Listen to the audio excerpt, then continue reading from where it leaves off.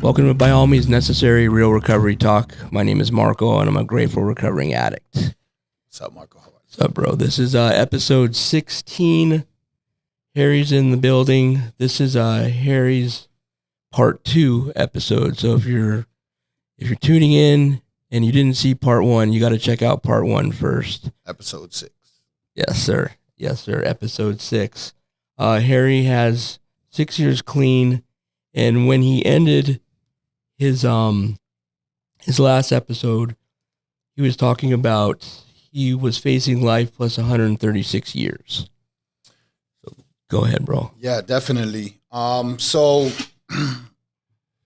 throughout that process, right, go to court. You know, we talked about going to prison already for the first part of that particular story, right, and getting released from prison. I go and I a few weeks later, I was already getting high. Didn't show up for my probation monthly analysis, and I'm on the run now. And I go to jail. They offer me 90 days, and to reinstate me back on probation.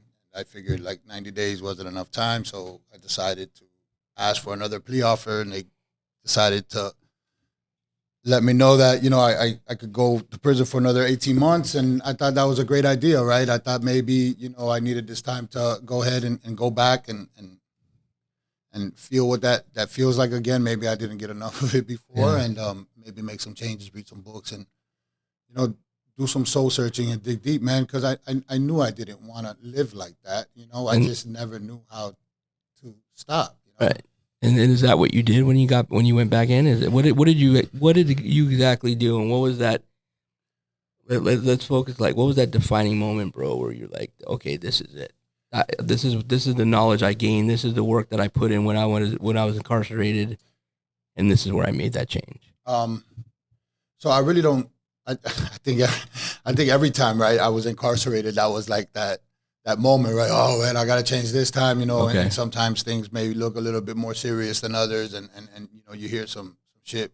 I went back in for another 18 months, and I decided to try to read some books, and go to school, and I ended up getting my GED throughout that process, which Nice. was one of the first major accomplishments that I ever felt, right? Like, and I was souped, right? Like, now, fuck, I could go to college, community college. Like, oh my God. Right. Like, I never thought I'd be able to do this. And mind you, when I first started to take my GED, like, I stormed out of the classroom crying back to my dorm, and I stuffed my head in a pillow, right? Like, I started because when my father died and things really started to go downhill, I was at a 3rd and 4th grade, 5th grade education level in the beginning of the 5th grade, and then that's when everything began to change. And then that's when, I want to say the school board, but the people that I feel, the professionals didn't pick up on, the negative behaviors from the way I see it. You know what I'm saying? You mentioned that in the first episode. Yeah. So, it's like this kid was a straight A student. All of a sudden his dad dies, and now he's a dumbass, and you got to put him in these special classes. You know what I'm saying? And I'm not saying that special classes are for people, you know what I mean? Some people I feel you. are a little bit more difficult to learn it and grasp things. Right. I'm one of them for sure now. But, so, I kind of lost track of my thought, but well, you prison. put your head in the pillow. Yeah, You stormed out of the class. Yeah. You went back to the dorm. Yeah. And then so back. Prison, right? Yeah. So that's where I was going, right? That's where I started having problems 4th, 5th grade, right? So I go, and here I am, a 23, 24-year-old man, going back to prison. I pre-test, and then they moved the scale, right? I think from like a 8th grade to like the FCAT standard, which is now in 11th grade. So that really even threw me for a loop. I was like, oh, great. Now you got to be even smarter. Like, it's definitely not going to be for me, right? So anyhow, when I took the pre-test, I scored out to 3rd and 4th grade, on everything. On everything. I felt so uneducated. Yeah. It was crushing. Yeah. And I got in my feelings, and I win, and I walked out, and one of the most asshole COs at the prison, for some reason he didn't put me in a box. He always threatening everybody to put, and he'll put you in a box. Okay. You know, and for some reason you had to go walk out of the classroom, go to the gates where they lock you in the gates, they search you, and they put your thing. He just let me walk straight through. I went to my dorm, and I, almost like in a cartoon, just smack your head in a pillow, and I cried myself to sleep. I didn't eat or nothing, and I woke up the next day, and I went back to school. I almost makes me want to cry now. I'm getting choked up. No, man, you're and good. I woke up, and I went back to school. And did what? I did it. Did what? And I continue to sit there and educate myself, and I continue to ask questions, and I continue to fucking fight through my fears. And bro, I got my fucking GED. You know what I'm saying? I failed 3 times. Right. You know, but I got it. You know, and it was like, wow, you know, and then had all my hopes up to do something different. But mind you, anytime anybody would try to give me the game, right, on spirituality and a program, which I never knew what that really was, right? NA, what the fuck is that? Right. Oh, it's a spiritual program. Fuck that. You're trying to get me to talk to God. Me and that guy don't get along. I hate that guy. He wouldn't let me. You're not even there yet, man. For sure, not even close.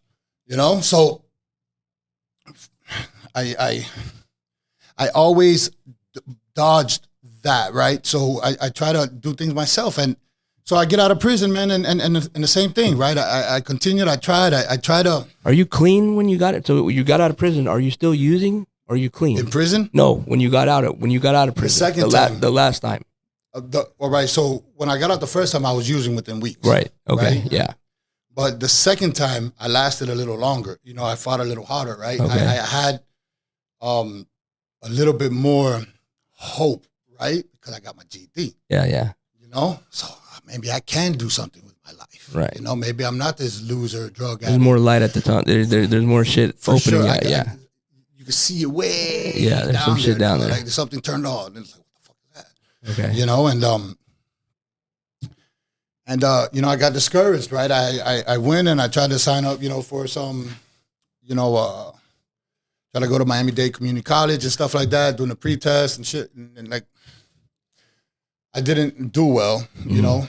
And so I kind of just got discouraged and I started working again. And eventually, I always end up with a couple beers at the bar. And after a couple beers, and then I get that itch and then, it starts, all right, snort a 20 or a 40, and it lasts a month and then 2 weeks. And then before you know it, you're snorting every Thursday to Sunday, and at least for me, that's how it was, right? Oh, yeah.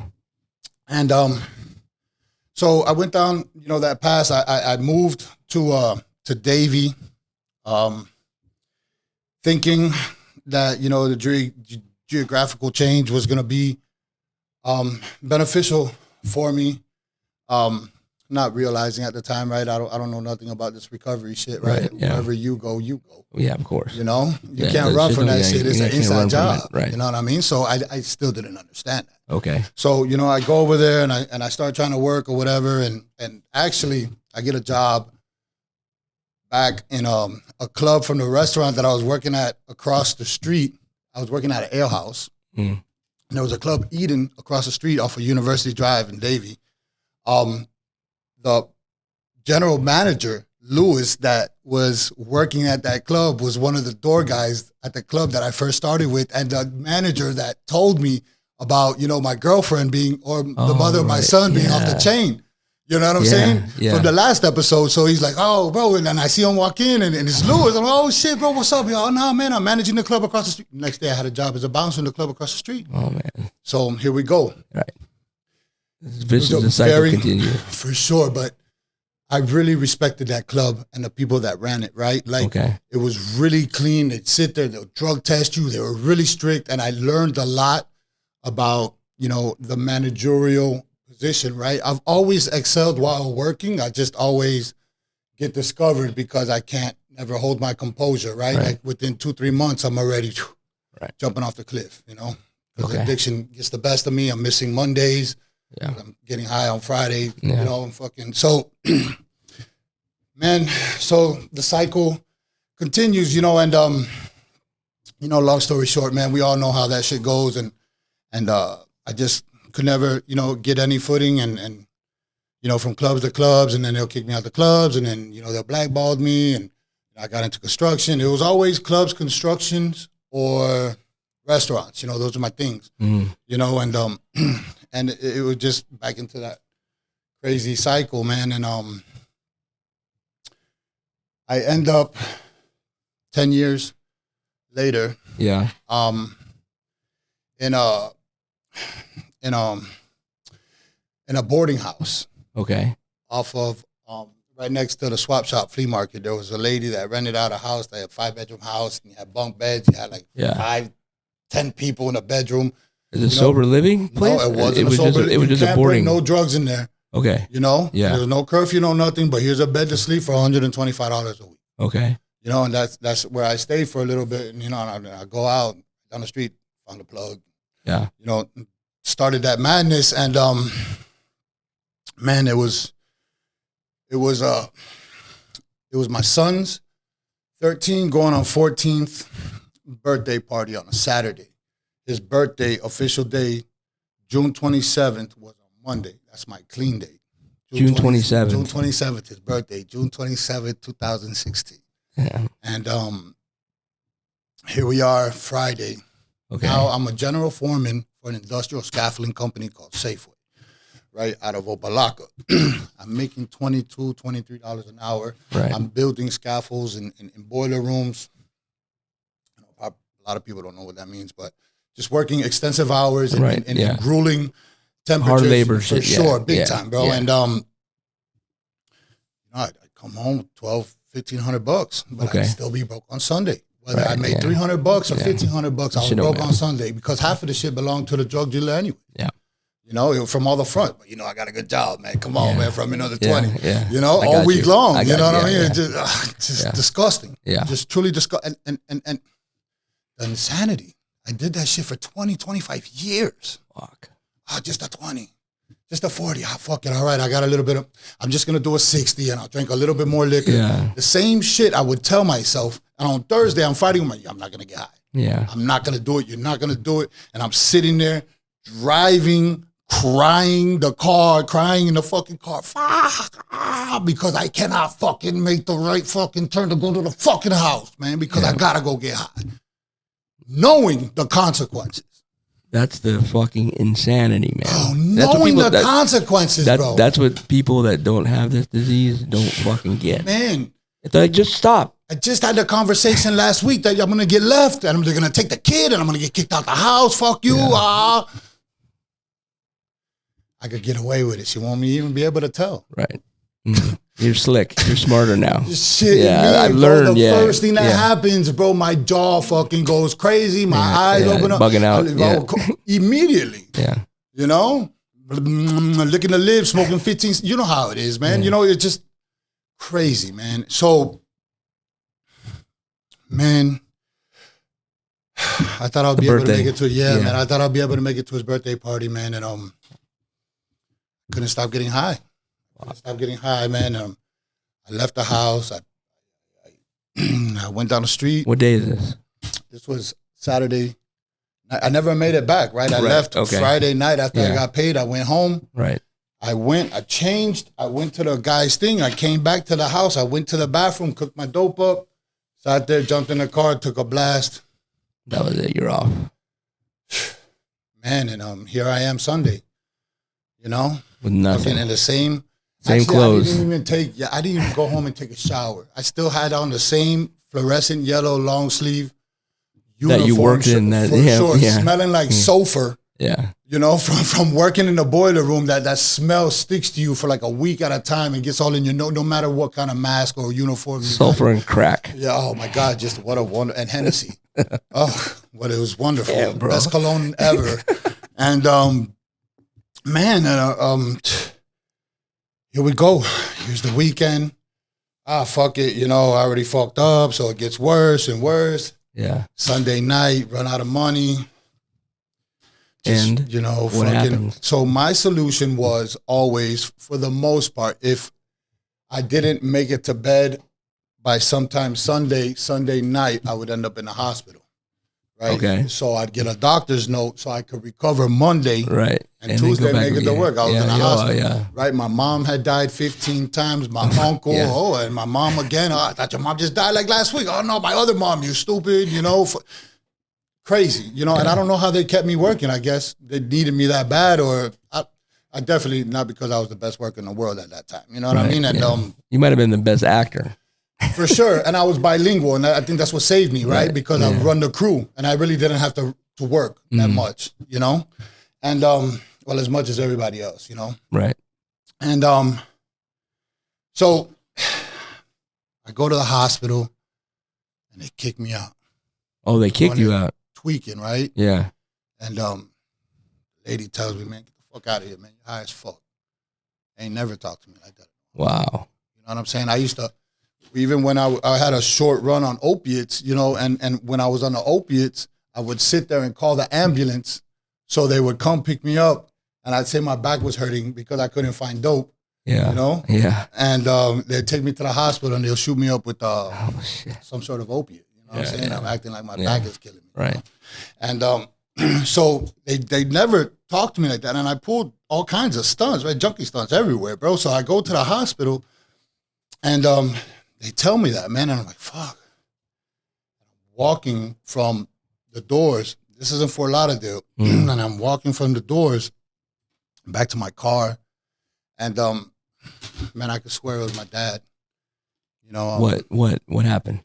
And I started hearing voices, right? And it's like, walking back to my car. And like, what did you hear? A moment of clarity, right? All right. And I get super emotional. Like, I love my dad. Let it go, bro. Yeah, let it go. He's my hero, man. And it's like, you know, like, oh, what are you doing, man? You have a beautiful son. You're going to lose him, man. Yeah. What are you doing, bro? You got to get your shit together. I was like, fuck, man. I was like, I got to go Baker act myself, you know? Like, I can't do it no more. I surrender, you know? And I go and I jump in my fucking car and I go to the fucking psych. I looked up the fucking psych hospital down the street, the mental health place, and I walk in there and I let them know. What'd you say to him? I said, man, I don't know. I'm not really here because I want to kill myself, but if I continue to go down the path that I'm going, man, either I'm going to run somebody over in the car because I'm high as fuck, I'm going crazy, and I don't know what else to do.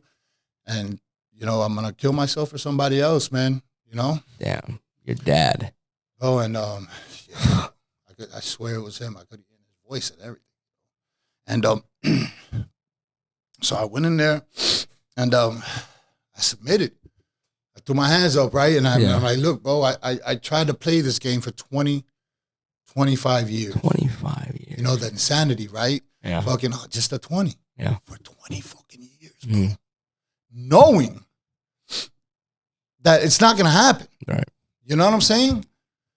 And for 20 years, just blowing my mind. So I always thought I could do it my way, right? And mind you, I've always tried to. So another reason why I Baker acted myself, because I felt as if that setting would have been the setting to help me get into whatever these halfway house things that people talk about that help hold people accountable, which I didn't know what that word meant at that time. Yeah. But that help people stay straight because of, you know, drug testing and stuff like that, right? I didn't know nothing about no meetings or anything in that setting. You had no idea about any. Whatever it was. I thought that was just something that when you come out of prison, this is a stepping stone for people that don't have absolutely nothing, you know, and it is. Right. But I didn't know it had something to do with, you know, recovery as it is today, you know? Yeah. So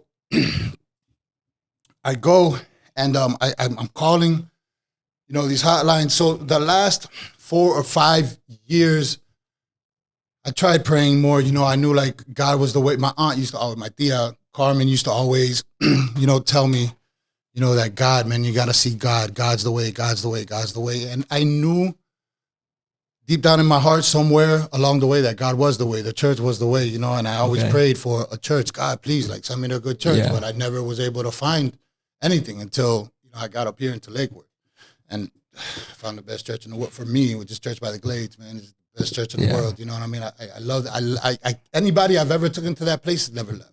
Okay, hold up. So go back. So you got it. So you get out of the facility that you Baker acted yourself. No, all right. So yes, I Baker act myself, and I go in there and I talk to the counselor. Okay. Right. I'm sorry, I got off track. No, you're cool. So I go in there and I talk to the counselor, and I said, look, I said I give up. I said I don't know what the fuck I'm doing. I said I need some help. Maybe I need some medication. I don't know. But you told him that you were a full functioning addict. For sure. This is exactly what I told him. I said, look, I said, but you can't have me walking out there like some zombie or some shit like that, right? Yeah. I'm going to sit there. I'm a foreman for this company, and I run a crew about 20, 25 people. I need to be able to function and think. Okay. But I don't know if I need medication or not. All right. You know? Because I've never been sober or clean long enough to even give my brain time to even come to some sort of reality, right? Because I've been fucking getting high for 14, 15 years old. Yeah. You know? With something. Right.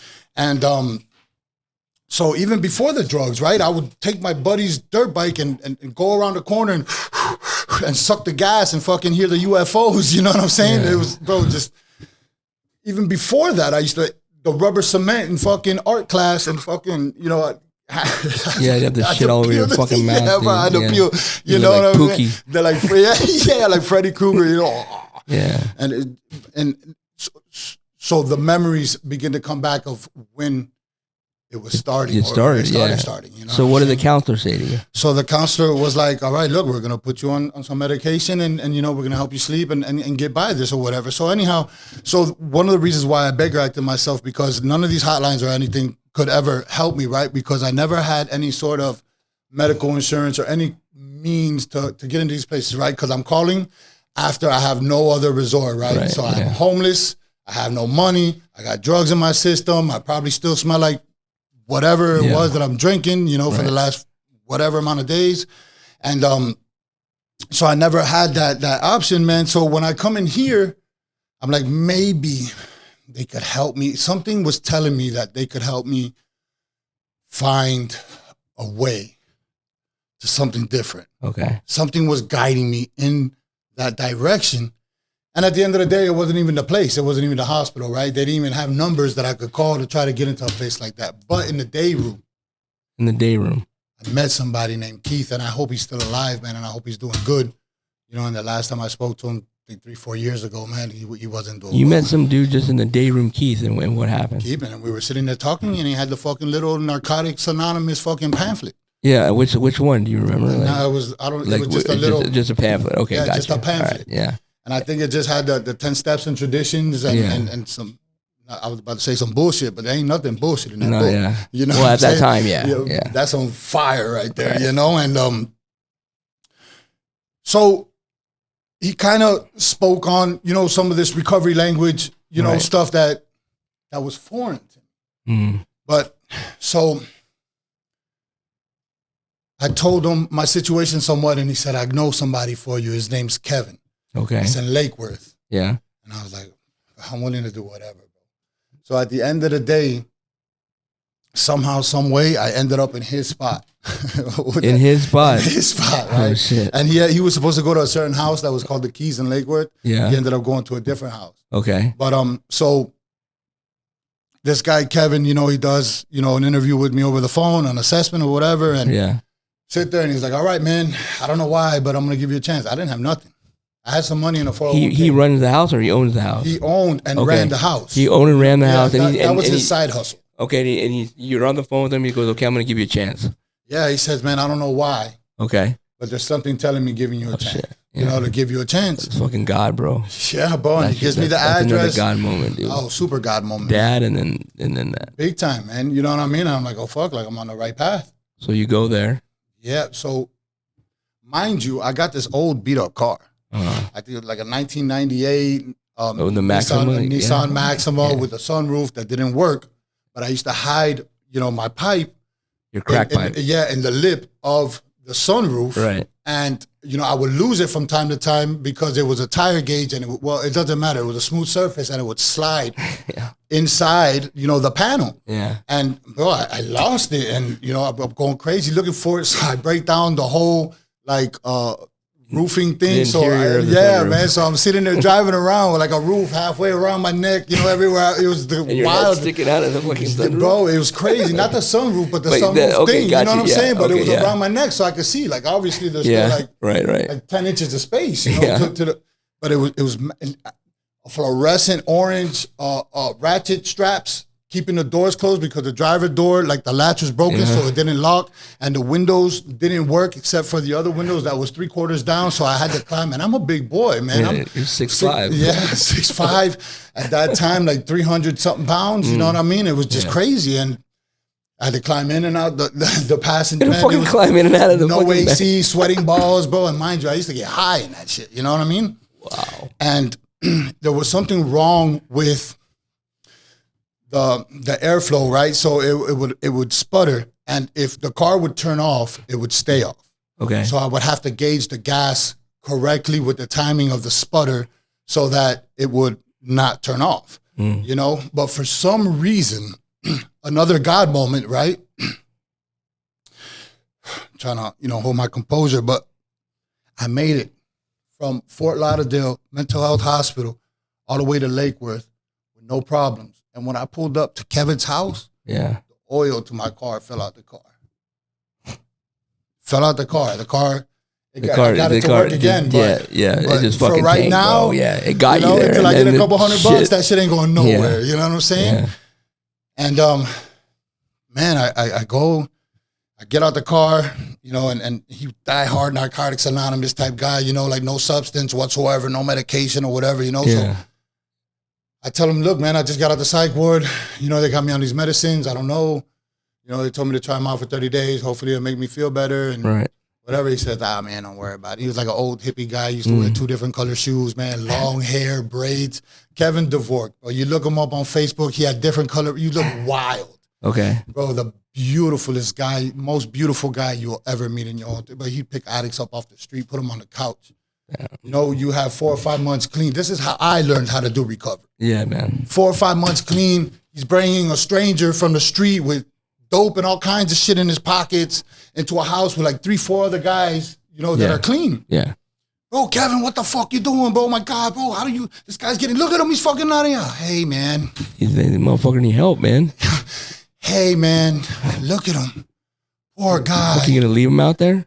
And like everybody else? Everybody else? You're gonna leave that motherfucker? You're gonna leave that fucking dude out there? That sees it. Yeah. You're gonna leave him out there? That's what they want to do. That's what the motherfuckers, they want to leave him out there, man. Show him, yup. No help. And that's exactly how he thought. Yeah. And he was like, help him. We need help. We need help. Yeah, they need help. What are you doing? He's like, what are you doing to stay clean? Why don't you show him what you're doing, man? And a lot of times it didn't work, but it taught me, what this shit was really about. Right.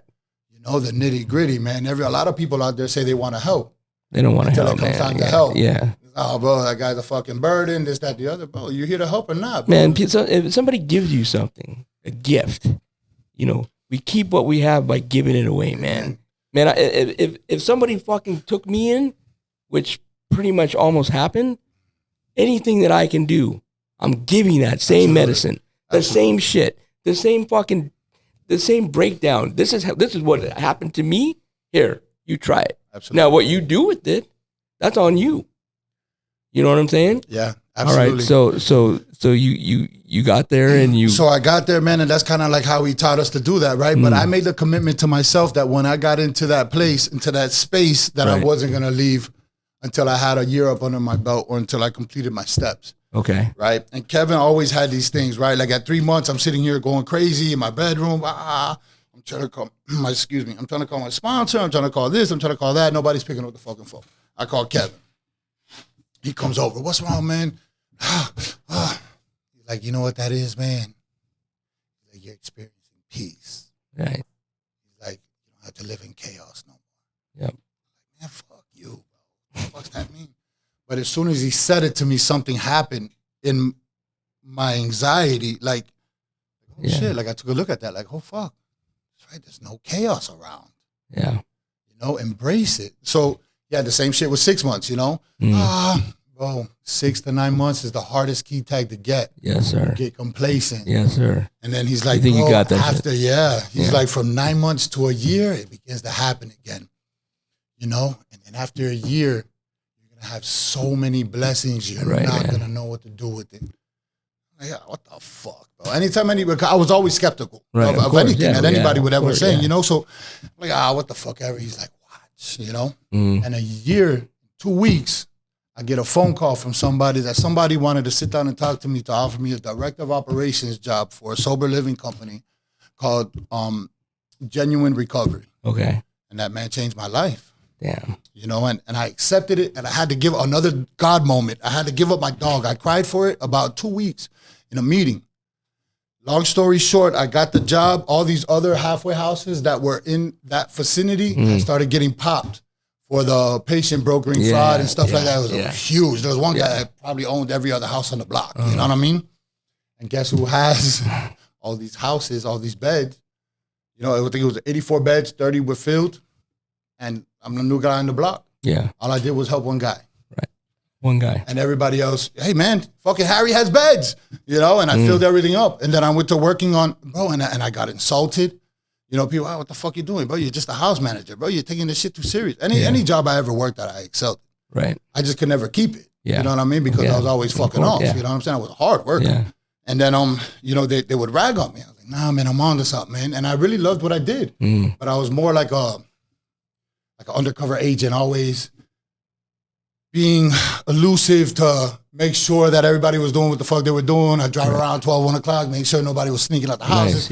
Whatever. I did kind of take it overboard, but I knew I was onto something. I just didn't know how to work it properly. So with that whole situation, the owner of, you know, that company, just, you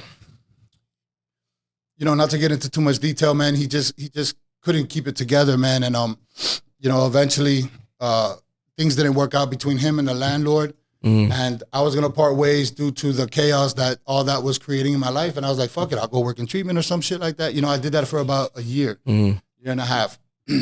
I sat there, and the weekend of when I pulled away, I go and I had bought this motorcycle. I got into this bad motorcycle accident. I was laid up in the hospital for about a month. Okay. The landlord came up to me.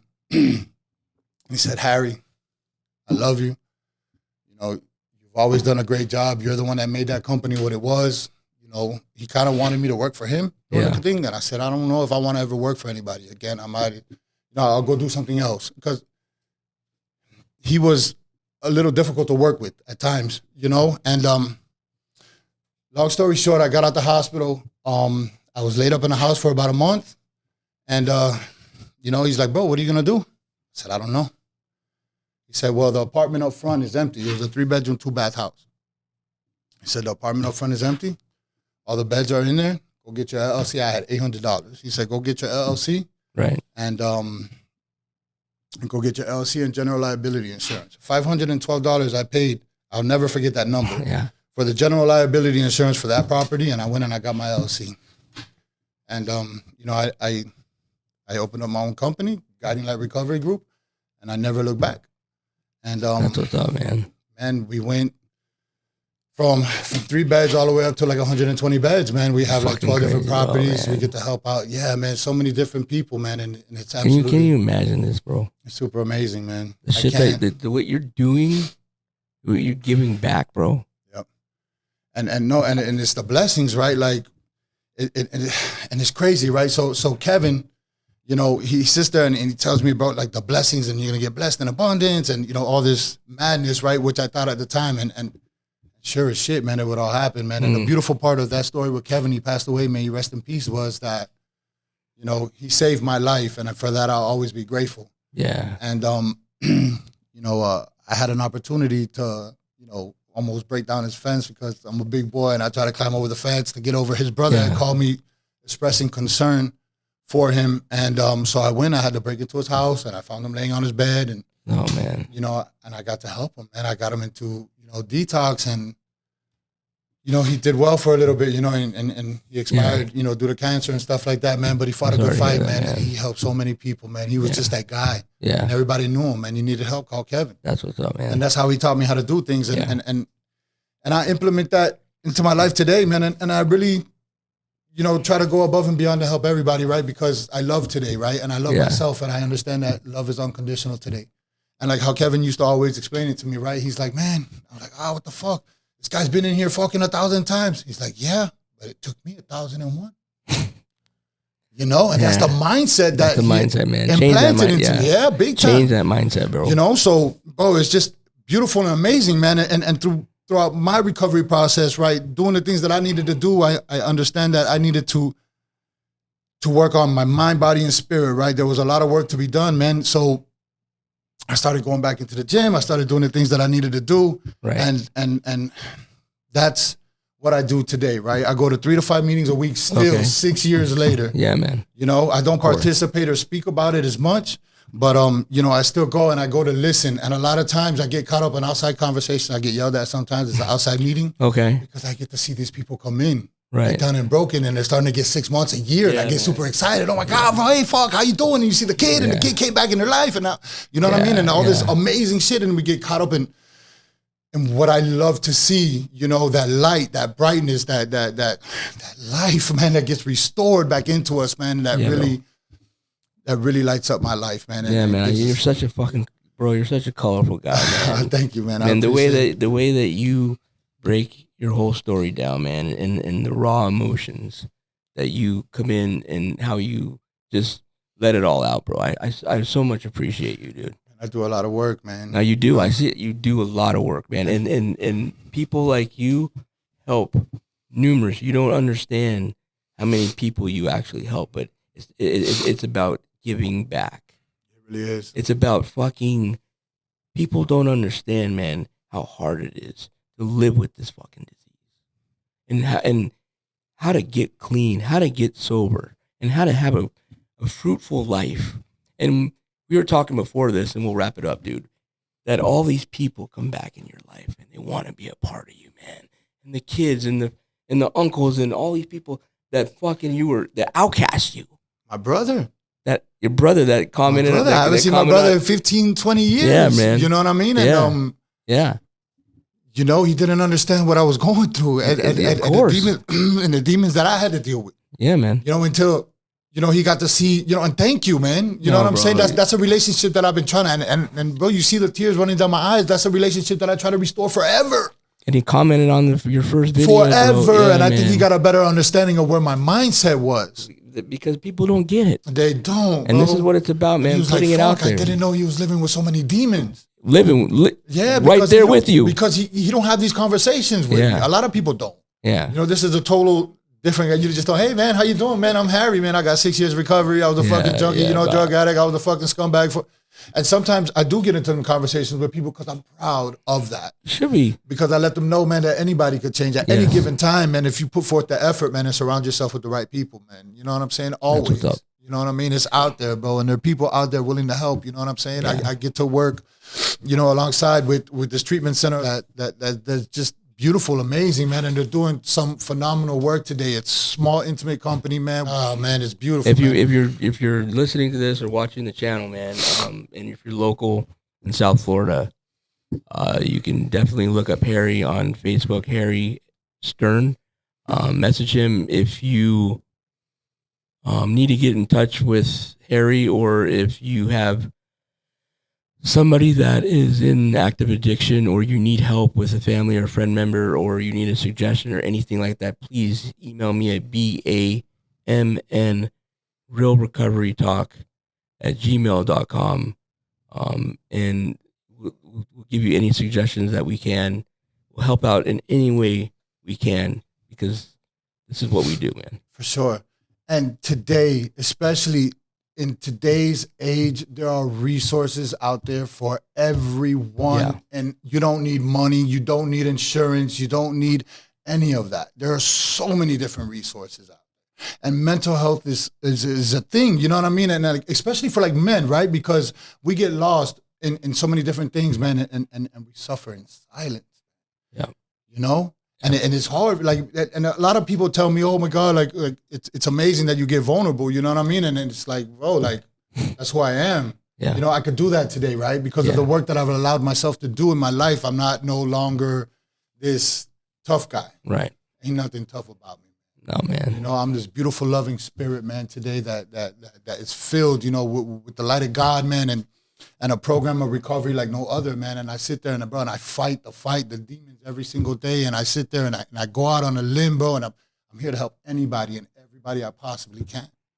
That's, you know, and with me doing that, you know, I get to help out my family members. Yeah. The people that used to hide and lock the doors, you know, behind them, bro. Harry, I need help. What do I do? Yeah. Come here, buddy. I got something for you. You know, let's figure something out. You know, I got my big brother out there. I got my cousin out there. We were the tribe, right? Like fucking, we were the worst of the worst in the neighborhood. Fucking, where one was, you know, there was another one lingering around somewhere within the neighborhood, somewhere creating chaos. You know, and if one of them was high, all the phones were going off. Right. Oh, where's so-and-so and so-and-so? They've been missing for 2-3 days. Oh, they're over here, and they're doing like the home checks. You know what I mean? Yeah. But at the end of the day, man, there's a limited amount of resources out there for anybody that needs help anywhere. You know what I'm saying? Whether through mental health or addiction or, you know, even finding meetings or whatever, whatnot, man. You know, there's just everything out there, man. And if anybody's ever struggling with anything, please, hit him up. You know, don't hesitate to reach out, man. You know, thank you, bro. Absolutely, thank you, man. I really appreciate you, man. Oh, man. And, I'm very grateful for you coming in, bro. Thank you. All right, it's really good to see you. appreciate it. Appreciate everyone that's been, you know, checking this out and listening to the podcast or watching the YouTube channel. We'll be back. All right, take care. Have a good night. Thanks. Thank you.